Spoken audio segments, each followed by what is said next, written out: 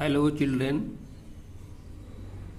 पिछले वीडियो में हमने डायरेक्ट नरेशन से इनडायरेक्ट नरेशन में परिवर्तन किस प्रकार से करते हैं, परिवर्तन के लिए किन किन नियमों की आवश्यकता होती है, इस पर हमने इंट्रोडक्टरी चर्चा की थी।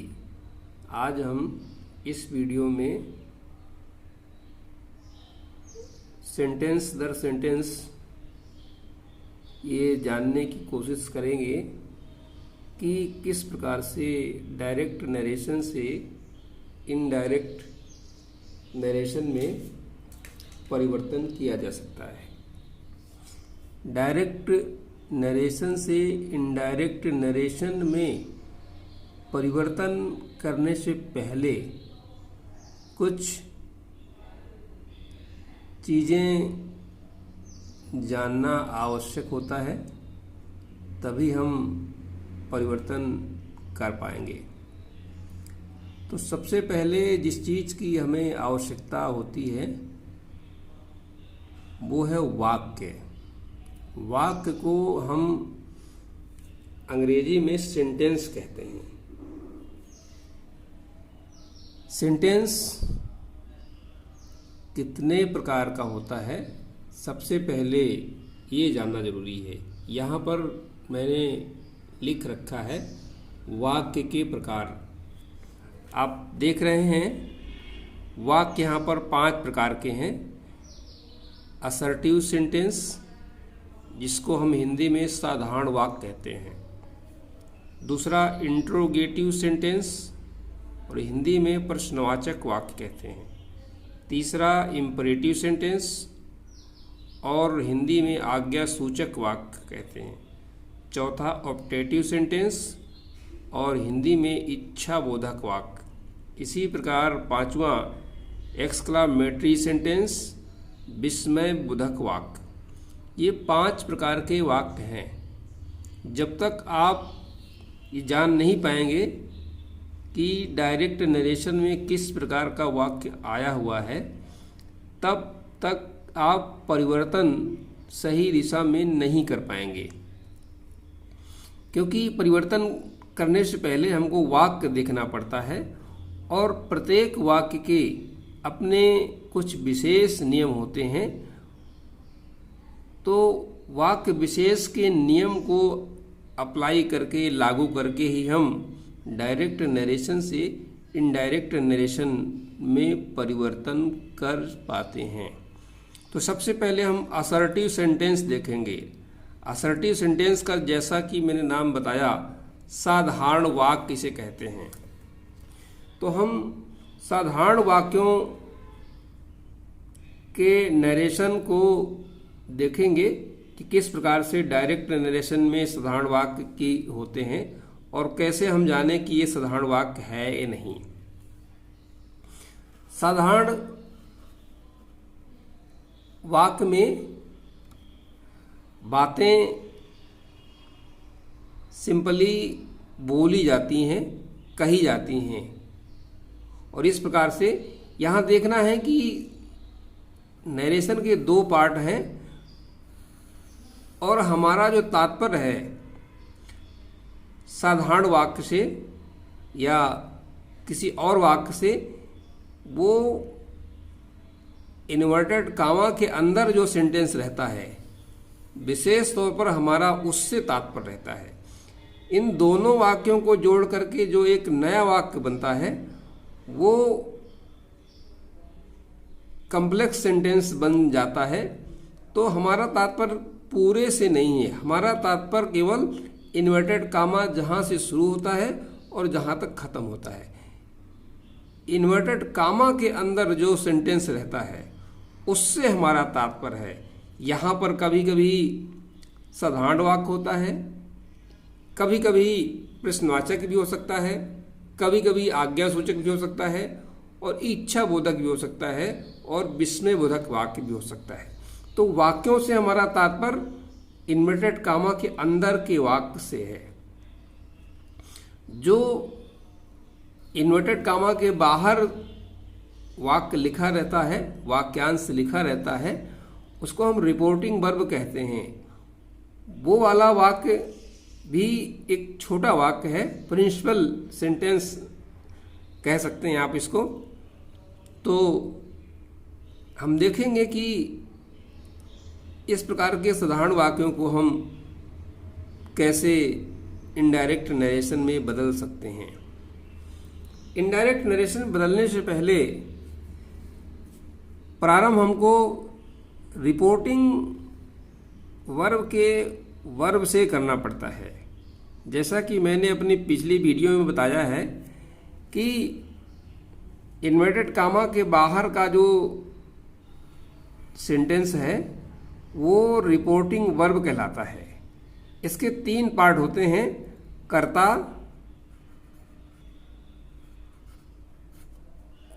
क्रिया, कर्म। तो इस रिपोर्टिंग वर्ब वाले पार्ट में सिर्फ क्रिया में परिवर्तन होता है, वो भी सशर्त परिवर्तन। यहां देखना होगा कि ये जो क्रिया लिखा हुआ है सेड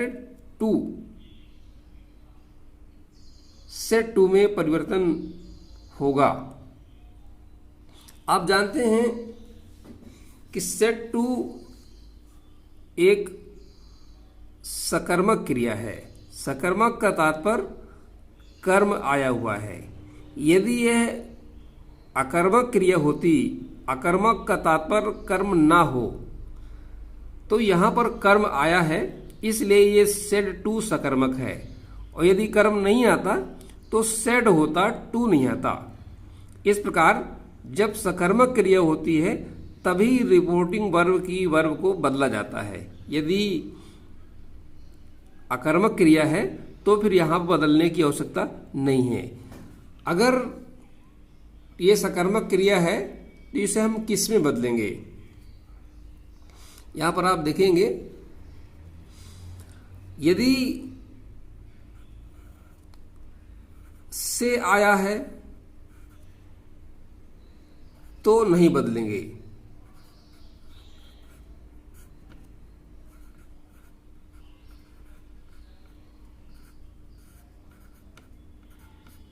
यदि से आया है तो नहीं बदलेंगे। यदि से टू आया है तो बदलेंगे टेल में। और इसी प्रकार यदि शेष टू आया है तो टेल्स में बदल जाएगा। इसका यदि पास्ट फॉर्म आ गया सेड तो भी नहीं बदलेंगे।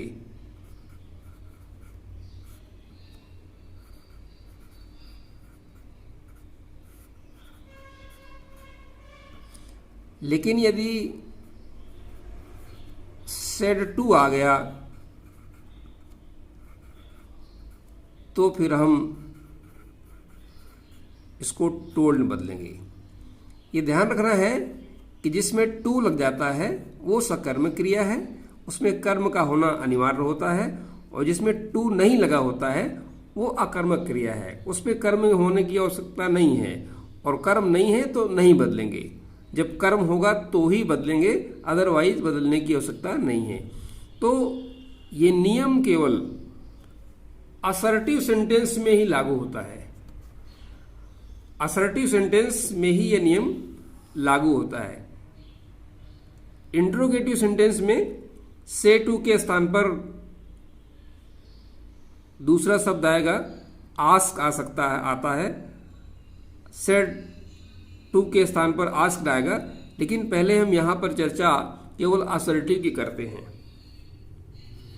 तो ध्यान देने की बात यह है कि रिपोर्टिंग वर्ब में यदि कोई परिवर्तन होगा तो तभी होगा जब हमारी वर्ब सकर्मक होगी, अर्थात सेड टू या से टू, सेस टू होगा।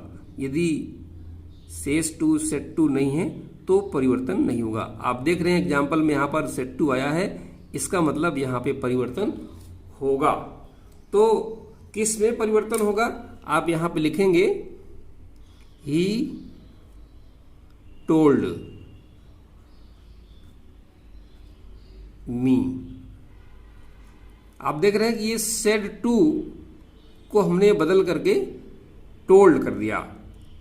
अब इसके बाद आगे आते हैं थोड़ा।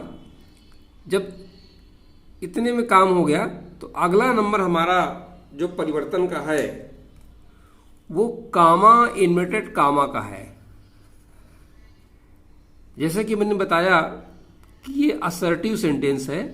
असर्टिव सेंटेंस में कामा और इन्वर्टेड कामा के स्थान पर जोड़ने के लिए जिस कंजंक्शन की जरूरत होती है वो है दैट। दैट माने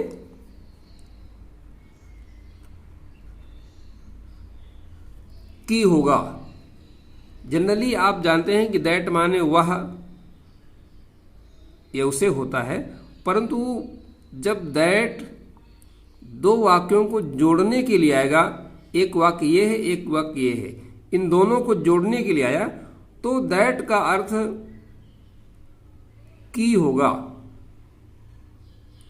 यही यदि रिलेटिव प्रोनाउन के रूप में आएगा तो दैट का मतलब जो भी होता है, परंतु यहां पर वह नहीं है, की है। तो ये नियम केवल असर्टिव सेंटेंस में लागू होता है। इंट्रोगेटिव सेंटेंस में दैट कामा इन्वर्टेड कामा के स्थान पर नहीं आएगा। अब हम देखते हैं आई। ये दो परिवर्तन हो गए, एक सेड टू का परिवर्तन हो गया और दूसरा कामा का परिवर्तन हो गया। अब हमको तीसरा देखना है। इन्वर्टेड कामा के अंदर जो सेंटेंस लिखा है उस पर हमको विचार करना है। सबसे पहले जब हम इन्वर्टेड कामा के सेंटेंस में आते हैं तो देखते हैं कि हमारी पहली मुलाकात कर्ता से होती है। यहाँ आई कर्ता के स्थान पर लिखा हुआ है, इसलिए आई हमारा कर्ता है। क्या ये प्रोनाउन जो हमारा यहाँ पर कर्ता के स्थान पर है यही यहाँ पर आ जाएगा या फिर इसको बदला जाएगा? यदि बदला जाएगा तो किस प्रकार से और किससे बदला जाए? बदलने का तात्पर्य ये शब्द हटेगा और इसके स्थान पर दूसरा शब्द आएगा, तभी बदला हुआ माना जाएगा। यदि यही शब्द आपने रख दिया तो बदला हुआ माना नहीं जाएगा। कैसे दूसरा या कौन सा शब्द आएगा ये जानने के लिए आपको प्रोनाउन की एक टेबल है जो जिसे आप याद करेंगे और याद करने के बाद ही आप जान पाएंगे कि किस प्रकार से।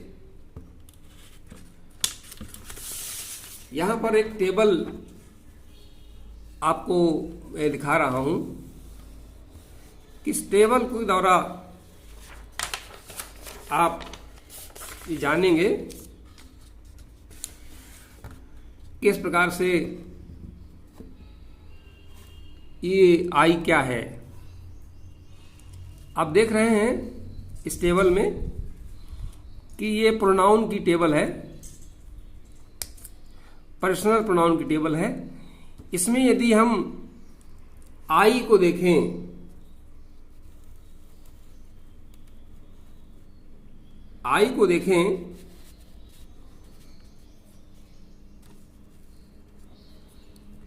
ये आई लिखा हुआ है और यहां हम देखें आई, तो इस आई के संबंध में तीन बातें यहां पर लिखी हुई हैं। एक तो इस साइड में लिखा हुआ है कारक, यानी कि ये कर्ता कारक है, और इसके बाईं तरफ लिखा है एक वचन, ये एक वचन है, और इधर लिखा हुआ है फर्स्ट पर्सन, ये फर्स्ट पर्सन है। इस प्रकार आई के बारे में तीन बातों का जानना जरूरी है। या जितने भी प्रोनाउन लिखे हुए हैं, जैसे यू लिखा हुआ है, तो ये आपसे पूछा जाए कि ये कौन सा पर्सन है, तो आप देख के बताएंगे कि ये सेकंड पर्सन है। पूछा जाए कि कौन सा कारक है तो आप कहेंगे कि कर्ता कारक है। वचन पूछा जाएगा तो आप एक वचन बहुवचन बताएंगे। इस प्रकार ये टेबल आपको रटी हुई होना चाहिए। जब आप टेबल रट लेंगे, समझ लेंगे, रटने के बजाय समझने की कोशिश करना चाहिए। जैसे कि कर्ता कारक के जितने भी शब्द लिखे हैं आप देख रहे हैं, सब में ने जुड़ा हुआ है। मैंने, हमने, तुमने, तुमने, उसने, उसने, उन्होंने। इसी प्रकार से कर्म कारक में को जुड़ा हुआ है। मुझको, हमको, तुमको, तुमको, उसको, उसको, उनको। इसी प्रकार से इसमें भी मेरा, मेरी, मेरे, हमारा, हमारी, हमारे, एक ही राइम में ये संबंध कारक के जितने पर्सनल प्रोनाउन हैं होते हैं। तो ये चीज़ आपको याद करना पड़ेगा। जब तक आप इसको याद नहीं करेंगे, समझेंगे नहीं, तब तक आप ये प्रोनाउन संबंधी परिवर्तन समझ नहीं पाएंगे। अब यहाँ पर एक नियम है कि रिपोर्टेड स्पीच का कर्ता फर्स्ट पर्सन का है। आपने देखा कि आई फर्स्ट पर्सन का है, तो हमको रिपोर्टिंग वर्ब के सब्जेक्ट से बदलना पड़ता है।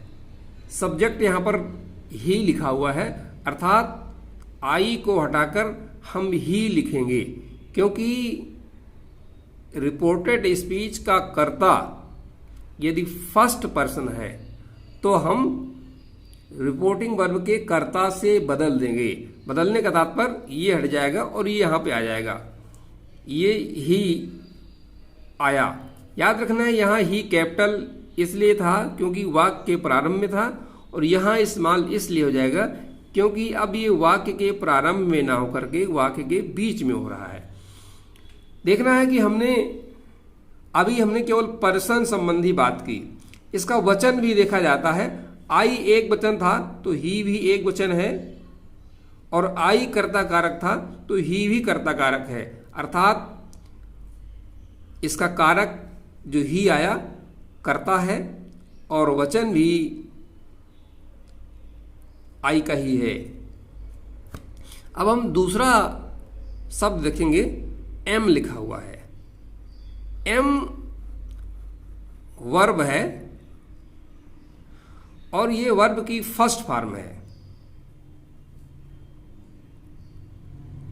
ग्रामर में ये नियम होता है कि यदि प्रिंसिपल सेंटेंस का प्रधान उपवाक्य का टेंस पास्ट है तो बाकी वाक्यों का टेंस भी पास्ट होगा, टेंस पास्ट होगा। टेंस का तात्पर्य वर्ब से होता है। वर्ब के 3 फॉर्म होते हैं, first form, second form, third form. आप उसे कह सकते हैं कि टेंस के 3 फॉर्म होते हैं, first form, second form, third form, या वर्ब के 3 फॉर्म होते हैं, first form, second form, third form. ये आप कौन सा फॉर्म है यदि आप देखेंगे तो ये से का सेकेंड फॉर्म है, अर्थात सेकेंड फॉर्म को क्या कहेंगे? फर्स्ट फॉर्म को हम प्रेजेंट कहते हैं, सेकेंड फॉर्म को हम पास्ट कहते हैं, और थर्ड फॉर्म को हम पास्ट पार्टिसिपल कहते हैं। तो ये कौन सा टेंस होगा? ये हमारा चूंकि सेकेंड फॉर्म है इसलिए पास्ट टेंस है। प्रधान उपवाक्य यदि पास्ट टेंस में है तो बाकी का जो उपवाक्य होगा उसका भी टेंस पास्ट होगा। याद रखना चाहिए कि सेंटेंस यहां से लेकर यहां तक है और टेंस सिर्फ ये है, यानी कि जो वर्ब हमारी है वर्ब ही टेंस है। टेंस हमेशा सेंटेंस से छोटा होता है। टेंस सेंटेंस का एक पार्ट है, एक हिस्सा है। पूरे शब्दों को हम सेंटेंस कहेंगे और इसको केवल एक शब्द को हम टेंस कहेंगे। यदि हम यहाँ वाज लिख दें तो हमारा तुरंत टेंस बदल जाएगा। क्यों? क्योंकि ये वर्ब का फर्स्ट फॉर्म है और इसी का जो सेकेंड फॉर्म है वाज है। वाज लिखते ही हमारा टेंस पास्ट हो जाएगा। तो एम का जो पास्ट फॉर्म होता है वो होता है वाज।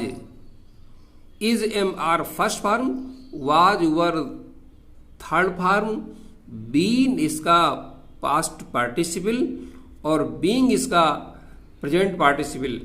इसके बाद हम देखेंगे कि हमने कर्ता पे परिवर्तन कर लिया, हमने टेंस पे परिवर्तन कर लिया।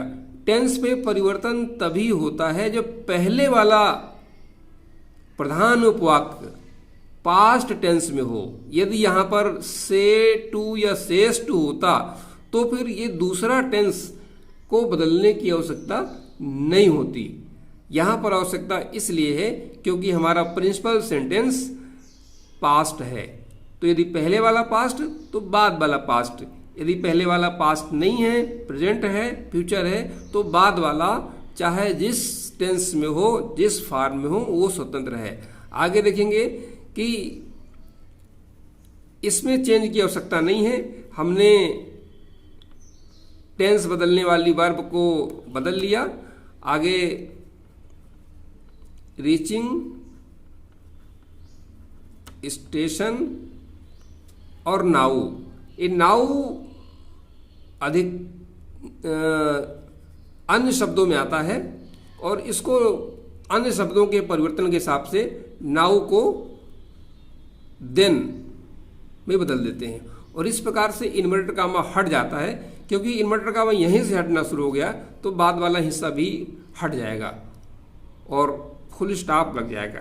अब आप देख रहे हैं कि सेंटेंस का नरेशन का ये जो फॉर्म था कामा इन्वर्टेड कामा वाला हट करके सिंपल दिखने लगा है, एक शब्द से जुड़ गया है और जोड़ इस पे कहीं नजर नहीं आता है। तो इस प्रकार हम डायरेक्ट से इनडायरेक्ट स्पीच में बदलाव कर सकते हैं। अभी हम देखेंगे कि प्रोनाउन संबंधी परिवर्तन किस प्रकार से और किया जाए, जिसे हम आगे लिख के बताएंगे। हेलो चिल्ड्रन, डायरेक्ट नरेशन से इनडायरेक्ट नरेशन में परिवर्तन संबंधी चर्चा हमने अपने पूर्व वीडियो में की थी। इस वीडियो में हम यह जानने की कोशिश करेंगे कि डायरेक्ट नरेशन से इनडायरेक्ट नरेशन में परिवर्तन करने के लिए जिन नियमों की आवश्यकता होती है वो कौन कौन से हैं और किस प्रकार से उन नियमों के द्वारा परिवर्तन किया जाता है। डायरेक्ट नरेशन से इनडायरेक्ट नरेशन में परिवर्तन करने के लिए दो प्रकार के परिवर्तन कहे जा सकते हैं, सामान्य परिवर्तन, वाक्य विशेष परिवर्तन। सबसे पहले हम सामान्य परिवर्तन की यहाँ पर चर्चा करेंगे और इसके बाद वाक्य विशेष परिवर्तन की। सामान्य परिवर्तन में रिपोर्टेड स्पीच के प्रोनाउन संबंधी परिवर्तन होते हैं तथा रिपोर्टेड स्पीच के ही वर्ब टेंस संबंधी परिवर्तन होते हैं। प्रोनाउन संबंधी परिवर्तन सभी वाक्यों में एक जैसे होते हैं। प्रोनाउन के परिवर्तन में वाक्य बदलने का प्रभाव नहीं पड़ता है। और इसी प्रकार रिपोर्टेड स्पीच के वर्ब में वाक्य का प्रभाव नहीं पड़ता है। रिपोर्टेड स्पीच के वर्ब के परिवर्तन में 4 अपवाद अवश्य होते हैं। वो अपवाद कौन कौन से हैं, आगे चलकर जब हम रिपोर्टेड स्पीच की वर्ब संबंधी परिवर्तन पढ़ेंगे तो वहाँ पर बता दिया जाएगा कि कौन कौन से 4 अपवाद स्वरूप हैं।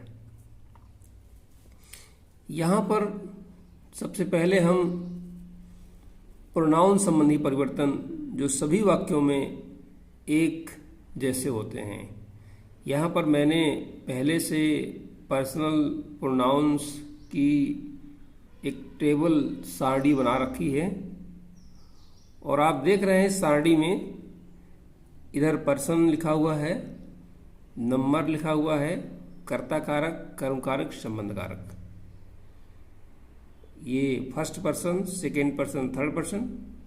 प्रत्येक पर्सन में एक वचन बहुवचन होता है।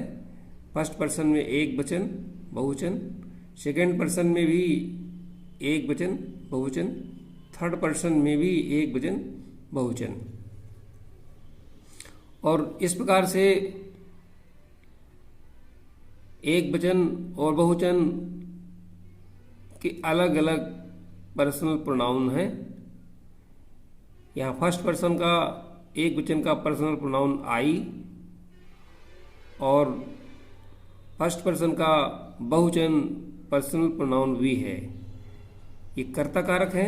इसी प्रकार मी कर्म कारक, अस कर्म कारक, माई माइन, आवर आवर्स ये संबंध कारक है।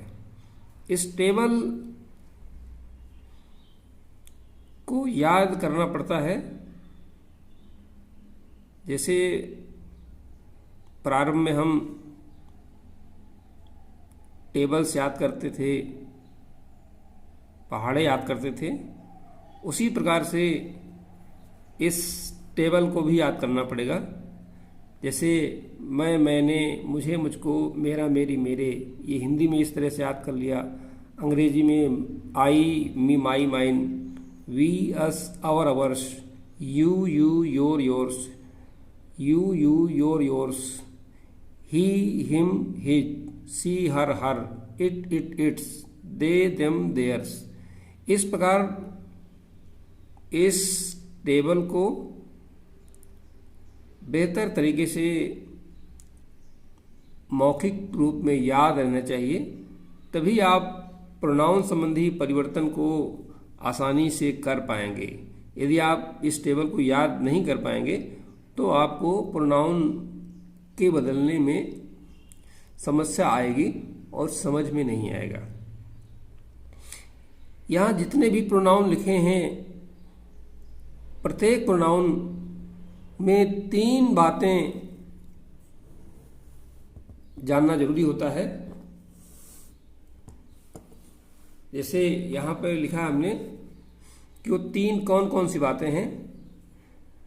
पर्सन, प्रत्येक प्रोनाउन का पर्सन पता होना चाहिए। इसके बाद केस अर्थात कारक, और इसके बाद नंबर वचन पता होना चाहिए।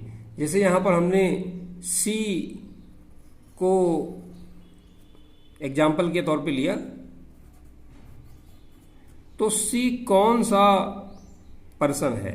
सी के सामने देखेंगे ये एक वचन का है, थर्ड पर्सन पे है, तो इसका पर्सन थर्ड होगा। अब इसका कारक, कारक ऊपर की तरफ जाएंगे तो इधर की तरफ जाएंगे तो यहाँ लिखा है कर्ता कारक, अर्थात इसका जो कारक है वो है कर्ता। और इसी प्रकार से तीसरा वचन, वचन के लिए हमको ठीक बाईं तरफ देखना पड़ेगा और उसी के आगे लिखा है एक वचन, एक वचन। तो इस प्रकार से प्रत्येक प्रोनाउन को के बारे में 3 बातें जानना जरूरी है: पर्सन, केस, नंबर। उदाहरण के तौर पर आपसे कहा जाए कि आप आवर के बारे में बताइए, आवर का पर्सन क्या है, तो आप आवर का पर्सन देखने के लिए इधर बाईं तरफ आएंगे और यहाँ पर लिखा है फर्स्ट पर्सन। आवर का पर्सन होगा फर्स्ट, और इसके बाद इसका कारक, कारक ठीक ऊपर लिखा होता है संबंध। ये संबंध कारक हो गया। और इसके बाद वचन, वचन भी बाईं तरफ होता है और ये बहुवचन है।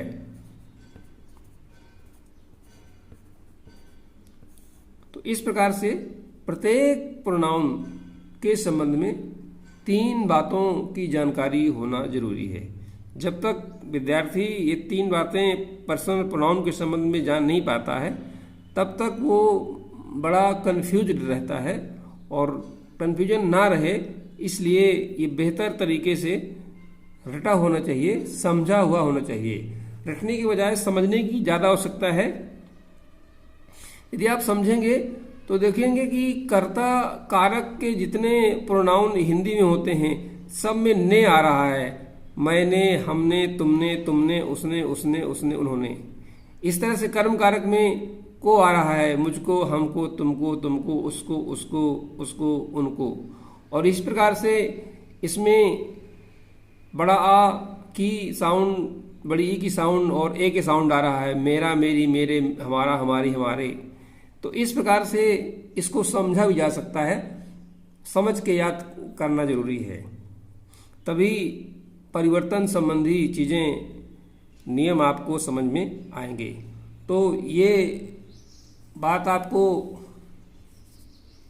याद रहनी चाहिए कि एक पर्सनल प्रोनाउन के संबंध में कम से कम 3 बातें जरूर याद रहें: पर्सन, केस, नंबर। जब आपको ये बात याद हो जाएंगी तो अगला नियम देखा जाएगा। ये ध्यान रहे कि रिपोर्टेड स्पीच, रिपोर्टेड स्पीच के प्रोनाउन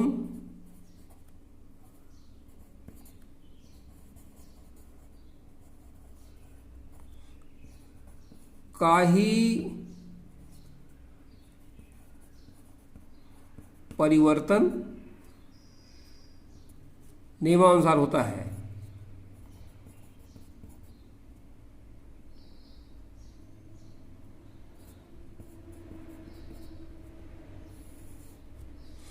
नियमानुसार होता है।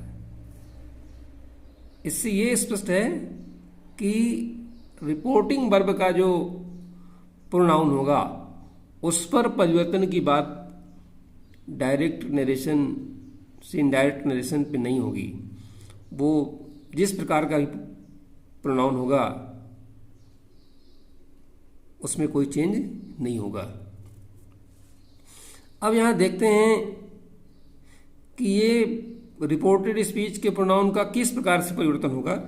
तो यहाँ पर 3 नियम हैं। फर्स्ट पर्सन का प्रोनाउन यदि है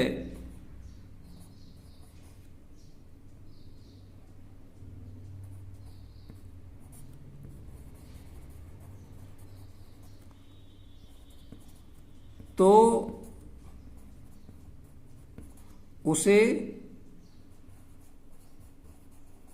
रिपोर्टिंग वर्ब के सब्जेक्ट से बदलते हैं।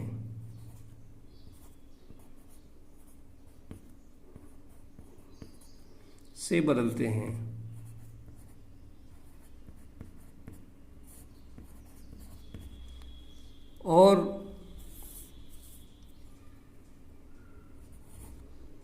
यदि सेकेंड पर्सन का प्रोनाउन है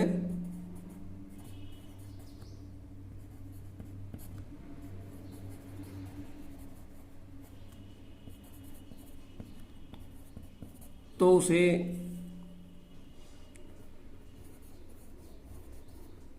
रिपोर्टिंग वर्ब के कर्म से बदलते हैं।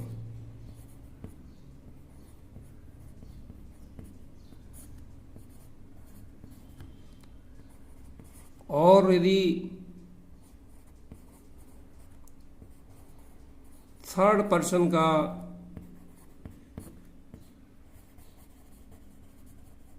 प्रोनाउन है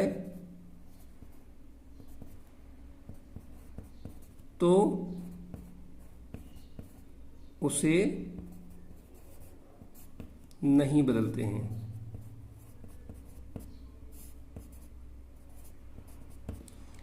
यहां पर आप देख रहे हैं कि फर्स्ट पर्सन का प्रोनाउन होगा तो ही उसको रिपोर्टिंग वर्ब के सब्जेक्ट से बदला जाएगा। सेकेंड पर्सन का प्रोनाउन है तो उसे रिपोर्टिंग वर्ब के कर्म से बदला जाएगा, और थर्ड पर्सन का प्रोनाउन है तो उसे बदलने की आवश्यकता नहीं होगी। अब इसको